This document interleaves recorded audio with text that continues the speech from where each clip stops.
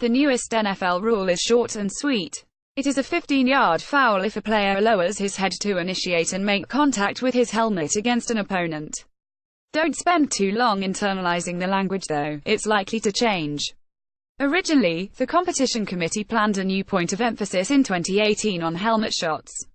The owners responded by asking for an actual rule adjustment.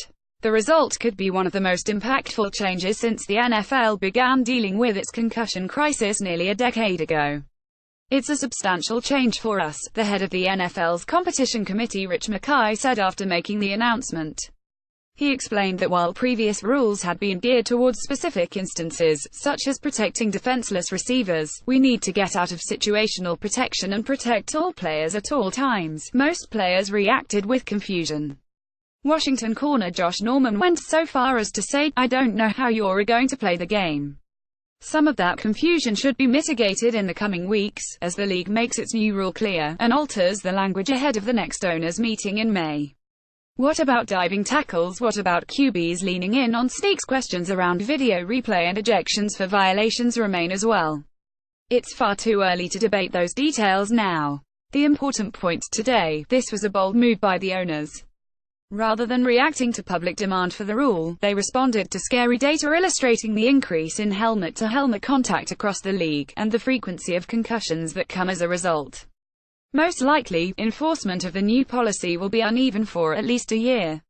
A game will probably swing on a questionable call. What will this penalty even be called? Striking with the helmet? That's okay. If the change prevents a player from leaving the field on a stretcher, it will be worth it. Not getting this newsletter in your inbox yet? Join the MMQB's Morning Huddle. Hot READSNOW on the MMQB. Albert Breer provides an update on the Panthers' sale. Michael McCann examines the Saints cheerleader lawsuit.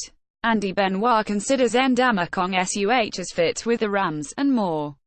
What you may have missed, Michael McCann weighed in on Michael Bennett's indictment. Callan Carla wrote about the Patriots' assist to Marjory Stoneman Douglas families marching in D.C.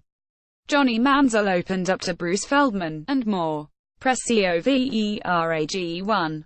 Your last Ndamukong Suh update for now. He's a Ram. The free agent defensive tackle reportedly agreed to a one-year, $14 million deal with the Los Angeles defense, adding Suh, Marcus Peters, and Aqib Talib. Bill Plaschke has dubbed it the Legion of Goon.2. The Seahawks cut backup QB Trevone Boykin shortly after his girlfriend said he choked her and broke her jaw. Boykin released a statement denying the accusations. Point 3. I certainly had questions, Dolphins owner Stephen Ross said of his team's decision to move on from Ndamukong Suh, Jarvis Landry, and Mike Pouncey this offseason. I'm going to have to wait and see like you guys are. But I believe in the front office, and what they're doing and the game plan they have. Point 4. Johnny Manziel was back at Texas A&M Tuesday for a pro day in front of all 32 teams. This time, he did not wear a helmet, and President George H.W. Bush was nowhere to be seen. I know sometimes when I get involved it turns in to be a little bit about me, Manziel said. And it's really not. That's why I said what I said yesterday in a tweet. This is the rest of the guys' day that are out here trying to fulfill their dream of getting drafted, and I'm just here being a part of it, trying to give them some balls. Point 5. Taylor Dunn has a lengthy profile of Terrell Suggs, which becomes even more topical after Tuesday's rule change. My mom doesn't want me to do it anymore, but I signed up for this. You know what I'm saying, whatever comes with it, I'll take it, Suggs says in the piece. Point 6. Vance Joseph will enter year 2 in Denver with perhaps the NFL's most interesting staff, including a coach dedicated to leading the offensive tackles. Point 7.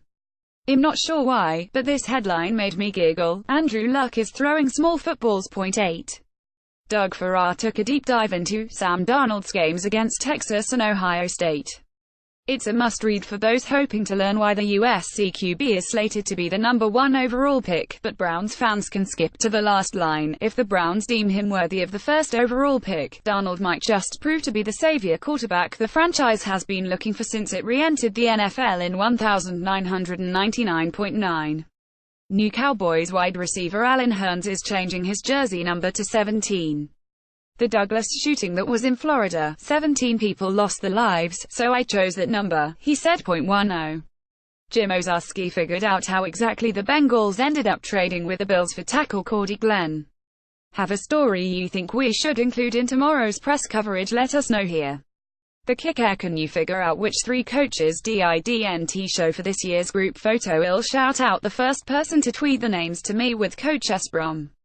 Question, comment, story idea, let the team know at talkback@themqb.com.